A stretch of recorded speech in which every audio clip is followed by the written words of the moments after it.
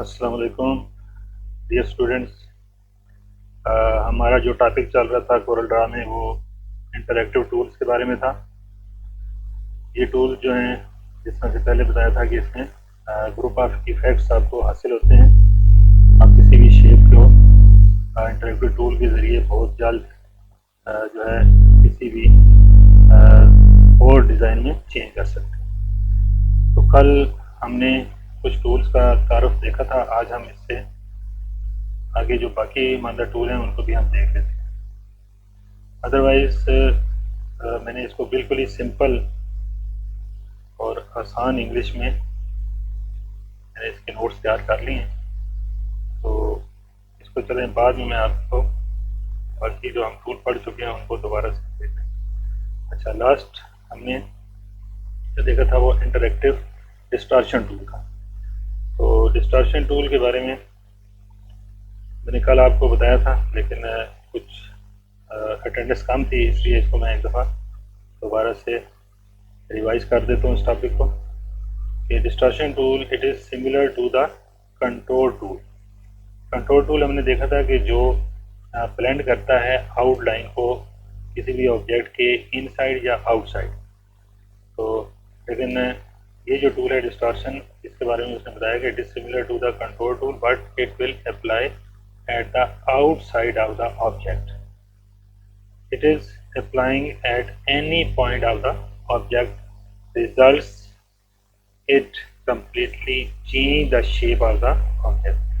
तो ये सारा जो मैंने अभी पढ़ा है इसका मतलब ये है कि ये काम भी कंट्रोल टूल की तरह ही कर रहा है, लेकिन इसमें जो शेप है वो उससे बाहर जो है वो ब्लेंड करेगा चीज़ को, ठीक है, और साथ ही उसकी शेप जो है वो भी चेंज कर देगा, completely change the shape of the object but it applied at right position, ठीक है, और साथ ही इसको हमने राइट साइड के ऊपर ड्रैग करना होगा और easily to make shape of the object non geometric. और साथ ही जो हमारी ज्योमेट्रिक शेप्स हैं जैसे कि सर्कल है, जिस तरह रेक्टेंगल हो गया, स्क्वायर होगी, तो ये चेंज होकर नॉन ज्योमेट्रिक हो जाएंगी, ठीक है, यानी फ्री फॉर्म में वो चली जाएंगी।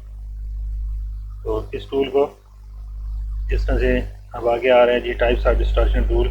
इसमें पुश और पुल का इफेक्ट कल हमने पढ़ा था। इस तरह से अगर ये जो है ये पुश का इफेक्ट है, तो ये बेसिकली एक सर्कल है, सर्कल को जब पुश किया गया है तो वो ये शेप बनाती है उसको, ठीक है। It means if we dragging the edge of the object then it will push inside the shape of the object result alter. तो ये आपको ये इफेक्ट नजर आता है। इसी तरह से पुल का इफेक्ट जो है उसमें आप देखें तो पुल का मतलब है कि आपने इनसाइड बाहर वाली साइड के ऊपर ड्रैग करना है, पुल करना है, ठीक है। जिस तरह से ये सर्कल है, इस सर्कल के ऊपर ये इफेक्ट जब लगाया गया है पुल का तो हमारे पास ये शेप जो है ये हासिल होगा।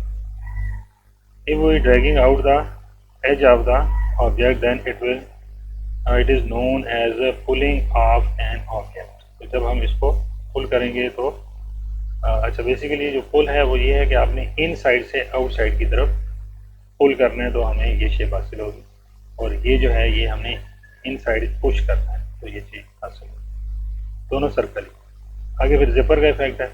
जिपर इफेक्ट आप देख सकते हैं कि यहाँ पर नीचे आपको कुछ शेप्स मिल रही हैं, तो ये जिपर इफेक्ट के ज़रिए हासिल की गई थी। बेसिकली ये भी एक सर्कल ही है, जैसा ये देखें ये सर्कल है और जिसके ऊपर ये वाला इफेक्ट लगा के आपको ये वाली शेप हासिल हो जाती है। सेम इसी तरह से नीचे वो ऑब्जेक्ट दिया हुआ है, ये हैप्पी फेस दिया हुआ है, और हैप्पी फेस को जो है वो इस तरह से जिपर के ज़रिए इसको चेंज करती है, ठीक है। और उसके बाद हमने देखा था कि इंटरैक्टिव ड्रॉप शेडो टूल जो है ये इसके ऊपर इफेक्ट हुआ हुआ है। ये देखें ये भी एक सर्कल था, सिंपल सर्कल, उसके ऊपर हमने ड्रॉप शेडो जब अप्लाई की है तो बिल्कुल एक रियल एक इमेज, एक 3D इमेज जो है वो हमें हासिल हो गया। तो drop shadow tool add shadow to an object, this is very useful because it gives और show the depth of an object. तो बेसिकली इसमें जो थर्ड डायमेंशन है वो भी इसमें हमें फिर मिल जाती है। टू डायमेंशन तो आपको पता है कि हाइट और विड्थ होती है, तो जो थर्ड है वो डेप्थ है। इसके बाद आ जाते जी नेक्स्ट टूल है इंटरेक्टिव एनवेलप टूल। अब ये सिंपली एक टेक्स्ट लिखा गया था और उस टेक्स्ट को इंटरेक्टिव एनवेलप टूल के थ्रू इस तरह का एक स्टाइल दे दिया है। तो बेसिकली यहाँ से जब आप टूल को यूज़ करके बाहर की तरफ आपने जब इसको पुल किया तो ये इफेक्ट उसने देकर और ये स्टाइल बना दिया।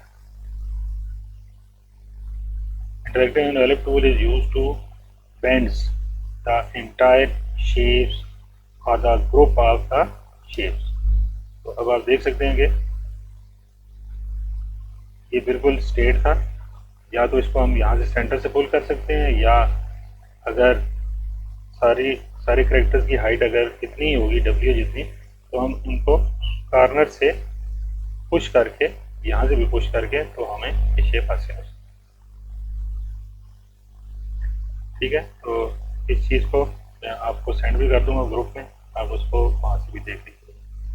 तो ये बिल्कुल मैंने सिंपल, ताकि आप इसको इजीली याद कर सकें, तो मैंने इसको, क्योंकि बुक में जो है वो काफ़ी लेंथी है डिटेल में, तो मैंने इसको एक शॉर्ट फॉर्म में आपके लिए तैयार कर दिया है। आगे है interactive extrude tool. Extrude tool भी बेसिकली 3D बनाने के लिए यूज़ होता है। जिस तरह की ये एक शेप है, जैसे मैंगो की शेप आप कह सकते हैं, तो इसको एक्सट्रूड टूल की मदद से एक 3D लुक दे दी है। तो आप इसके बजाय कोई टेक्स्ट भी ले सकते हैं या आप कोई शेप भी ले सकते हैं। तो इसके बारे में, if you want to convert a 2D into the 3-dimensional, then we use this extrude tool. Different viewpoints of this tool is available on the property bar. तो इस property bar में आपको मज़ीद बहुत सारी चीज़ें और भी मिलेंगी। आगे है interactive transparency tool. Transparency tool का मतलब है कि आप ट्रांसपेरेंट बनाना चाह रहे हैं किसी भी ऑब्जेक्ट को, जो कि कंप्लीट नहीं बनाता। जितना ये एक ऑब्जेक्ट है, इस ऑब्जेक्ट को किसी भी पैटर्न के ज़रिए फिल किया गया है, और या फिल अगर करते हैं तो इसको भी ट्रांसपेरेंट बना सकते हैं, जैसे ये यहाँ से ट्रांसपेरेंट हुआ है। और अगर इसको सॉलिड फिल देते हैं तो सॉलिड फिल को भी हम बहुत इजीली ट्रांसपेरेंट कर सकते हैं। तो transparency tool is use to transparent the object, means partially transparent. तो हम इसको कम्प्लीटली नहीं बल्कि पार्शली ट्रांसपेरेंट कर सकते हैं। The transparent object are use to show the all kind of effects, like smoke effect हो गया, ग्लास इफेक्ट हो गया, रिफ्लेक्शन का इफेक्ट हो गया, तो हम इसके जरिए हासिल कर सकते हैं। तो इसकी उसने बताया कि there are 5 types of transparent tool. पहली है यूनिफॉर्म, जिसमें ये होगा कि यूनिफॉर्म तरीके से जो है, यानी कि पूरे के पूरा जो हमारा सॉलिड ऑब्जेक्ट होगा वो एक ही, यानी कि लेफ्ट साइड से, राइट साइड से, या अप से या डाउन से ये ट्रांसपेरेंट हो जाएगा। इसके अलावा जो है लीनियर है, रेडियल है, कॉनिकल है और स्क्वायर है। तो इसके बारे में डिटेल जो है ये आपको बुक में भी मिल जाएगी, बहरहाल यहाँ से आपने इसको स्टडी कर लीजिएगा। तो इसका इफेक्ट लगाने के लिए आपको सिंपली जिस तरह से हम किसी टूल को यूज़ करते हैं, जिस तरह से यहाँ पर आप देखें लीनियर ग्रेडियंट हासिल किया गया लीनियर, तो इसमें एक ऑब्जेक्ट है सर्कल। तो जब सर्कल को हमने यहाँ से लेफ़्ट साइड से राइट साइड की तरफ इस तरह से हमने पुल किया, तो ये इफेक्ट आपको नज़र आ रहा है कि ये ब्लैक कलर उसका अपना कलर था, लेकिन साथ ही इसमें वो ब्लेंड करके उसने वाइट को एक ट्रांसपेरेंसी हासिल कर ली। तो यहाँ से जो चीज़ होगी वो ट्रांसपेरेंट होगी, जब हम किसी दूसरे ऑब्जेक्ट पे रखेंगे तो वो हमें वहाँ से रिफ्लेक्ट हो जाता है। इसी तरह से सेंटर से अगर करेंगे तो उसको हम रेडियल कहेंगे, और अगर इसको एलिप्टिकल शेप जिसको हम कहते हैं बेजवी शेप जिसे कहते हैं, तो आप किस तरह का भी ग्रेडियंट जो है वो बना सकते हैं। ठीक है जी। इसके अलावा जो है एक और टूल है इंटरेक्टिव 3D टूल। तो इसके ज़रिए हम किस तरह की 3D ऑब्जेक्ट हासिल कर सकते हैं। तो ये टूल जो है ये न्यू वर्जन में मौजूद है, हम जो वर्जन पढ़ रहे हैं M1 उसमें मौजूद नहीं है, लेकिन एडवांस वर्जन में मौजूद है। तो इंटरेक्टिव 3D टूल जो है use convert the 2D object into 3D। तो होपफुली आप लोग इस लेक्चर को बार बार अ,